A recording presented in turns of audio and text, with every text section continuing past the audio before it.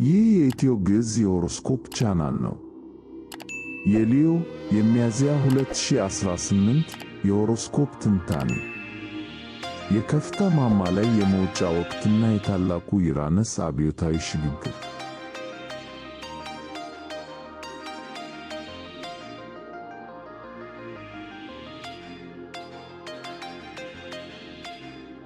እንኳን ወደ ኢትዮ ግዕዝ የሆሮስኮፕ ቻናል በሰላም መጣችሁ። ዛሬ የምንመለከተው የጫካው ንጉሥ የግርማ ሞገስ ባለቤት የሆናችሁት የሊዮ ተወላጆች በሚያዝያ ወር 2018 ዓመተ ምህረት የሚጠብቃችሁን የከዋክብት ትንታኔ ነው። ሊዮዎች ሆይ ሚያዝያ ለእናንተ አድማሳችሁን የምታሰፉበት፣ ድንበር ተሻጋሪ ጉዞዎችን የምታቅዱበትና በሙያችሁ የከፍታ ማማ ላይ ለመውጣት መሰረት የምትጥሉበት ወር ነው። በተለይ በየ84 ዓመቱ አንዴ የሚከሰተው የዩራነስ ሽግግር በሕይወታችሁ ላይ አዲስ አብዮት ይዞ ይመጣል። እስከ መጨረሻው አብራችሁን ቆዩ። ይህ የኢትዮ ግዕዝ የሆሮስኮፕ ቻናል ነው። የተሻሉ የሆሮስኮፕ ትንታኔዎችን ወደ እናንተ ለማድረስ ያግዘን ዘንድ ቻናሉን ሰብስክራይብ፣ ላይክ እና ሼር ያድርጉ።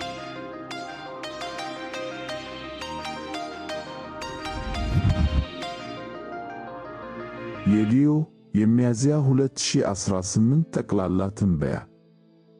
ሚያዝያ ሲጀምር ፀሐይ በእናንተ አድማስ ሰፊው ቤት ላይ እስከ ሚያዝያ 11 ድረስ ታበራለች። ይህ ማለት ከለመዳችሁት አጥር ወጥታችሁ ዓለምን የምታዩበት ጊዜ ነው። ወሩ ሲጀምር በሊብራ ኅብረ ከዋክብት ላይ የምትወጣው ሙሉ ጨረቃ በኮሙኒኬሽንና በአካባቢ ግንኙነት ቤታችሁ ላይ ትሆናለች።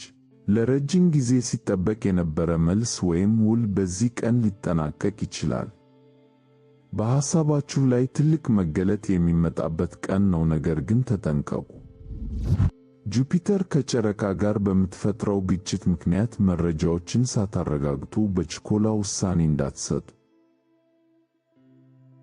ከሚያዝያ 1 ጀምሮ ተዋጊው ማርስ ወደ ኤሪስ በመግባት ለጉዞ፣ ለትምህርትና ለአዳዲስ ጅምሮች ታላቅ ጉልበት ይሰጣችኋል። ጀብዱ ትመኛላችሁ፣ አዳዲስ ነገሮችን ለመቅመስ ትጓጓላችሁ። ነገር ግን ሚያዝያ 11 ላይ ማርስ ከሳተርን ጋር ስለሚገናኝ ፍጥነታችሁን ገታ አድርጋችሁ በዕቅድ እንድትጓዙ ኮከቦቹ ይመክራሉ። ሚያዝያ 9 ቀን በሊዮዎች ሕይወት ውስጥ እጅግ ልዩ ነው። በዚህ ዕለት በኤሪስ ላይ 7 የሰማይ አካላት ይሰበሰባሉ። ይህ ለእናንተ የግል አዲስ ዓመት ነው። መጽሐፍ ለመጻፍ፣ ትምህርት ለመጀመር፣ የንግድ ሥራን ለማስፋፋት ወይም የውጭ ሀገር ጉዞ ለመጀመር ከዚህ የተሻለ የኮስሚክ በር የለም። በዚህ ቀን የምታስቀምጡት ዓላማ እስከ መስከረም 2019 ድረስ ታላቅ ፍሬ ያፈራል። ሚያዝያ 17 ቀን ታሪካዊው የዩራነስ ሽግግር ይከናወናል። ዩራነስ ላለፉት 7 ዓመታት በሥራ ቤታችሁ ከቆየ በኋላ አሁን ወደ ማኅበራዊ ግንኙነትና የቴክኖሎጂ ቤታችሁ ይገባል። ለሚቀጥሉት 7 ዓመታት የሚቆይ አዲስ ውህደት ይጀምራል። የጓደኛ ምርጫችሁ ይለወጣል። በቴክኖሎጂ ዘርፍ ታላቅ ተሳትፎ ታደርጋላችሁ። እንዲሁም ያልተለመዱና አብዮታዊ የሆኑ የሰዎች ስብስብ ውስጥ ትገባላችሁ።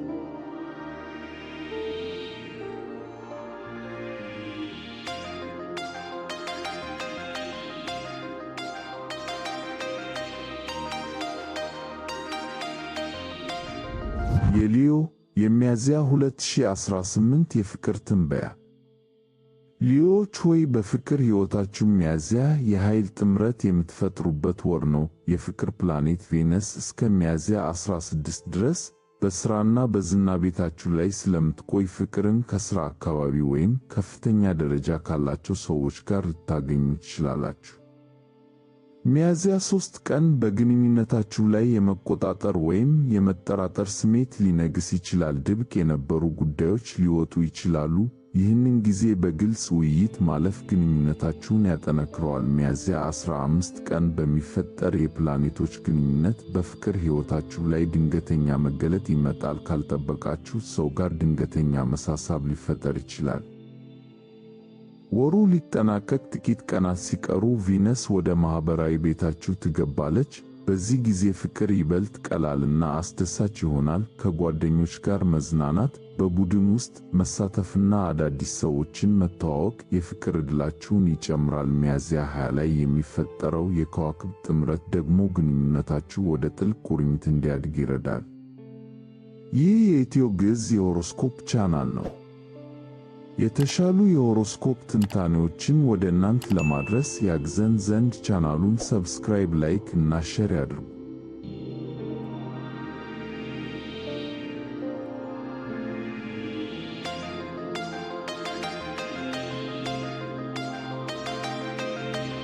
የሊዮ የሚያዝያ 2018 የገንዘብ እና የሙያ ትንታኔ። ወደ ገንዘብና ሙያ ስንመጣ ሚያዝያ ለሊዮዎች የክብርና የዝና ወር ነው። በተለይ ከሚያዝያ 11 በኋላ ፀሐይ ወደ ታውረስና ወደ ሥራ ቤታችሁ ስለምትገባ በሥራችሁ የምታደርጉት ማንኛውም ጥረት በሰዎች ዘንድ ዕውቅናን ያገኛል። በሚያዝያ 9 የሚወጣው አዲስ ጨረቃ አዳዲስ የንግድ ሐሳቦችንና የገቢ ምንጮችን ይዞላችሁ ይመጣል። በተለይ ከትምህርት፣ ከማማከር እና ከውጭ ግንኙነቶች ጋር የተያያዙ ሥራዎች ትርፋማ ይሆናሉ። ዩራነስ ሥራ ቤታችሁን ለቆ ሲወጣ ላለፉት 7 ዓመታት በሥራችሁ ላይ የነበረው ድንገተኛ መቀያየርና አለመረጋጋት ይቆማል። አሁን ትኩረታችሁ በቴክኖሎጂና በማኅበራዊ መረቦች በኩል ገንዘብ ነው። ያስታውሱ፣ ሚያዝያ 17 አካባቢ በሥራ ቦታችሁ ላይ የኃይል ሽኩቻ ሊኖር ስለሚችል የሚነገሩ ወሬዎችን ሳይሆን ውስጣዊ እውነታውን ለመረዳት ሞክሩ።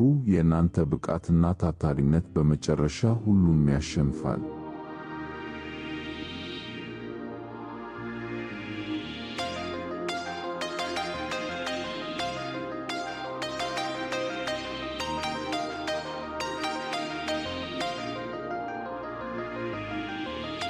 በመጨረሻም ውድ ሊዮዎች፣ በአጠቃላይ ሊዮዎች ሆይ ሚያዝያ 2018 የእናንተን ዓለም የሚያሰፋ ወር ነው። በራስ መተማመናችሁ ይጨምራል፣ ሥራችሁ ፍሬ ያፈራል፣ ማኅበራዊ ሕይወታችሁም በአዲስ መልኩ ይዋቀራል። ምክሬ፣ ነገሮችን ብቻችሁን ለመጨረስ አትሞክሩ። የቡድን ሥራና የጓደኞች ድጋፍ ለስኬታችሁ ቁልፍ ነው።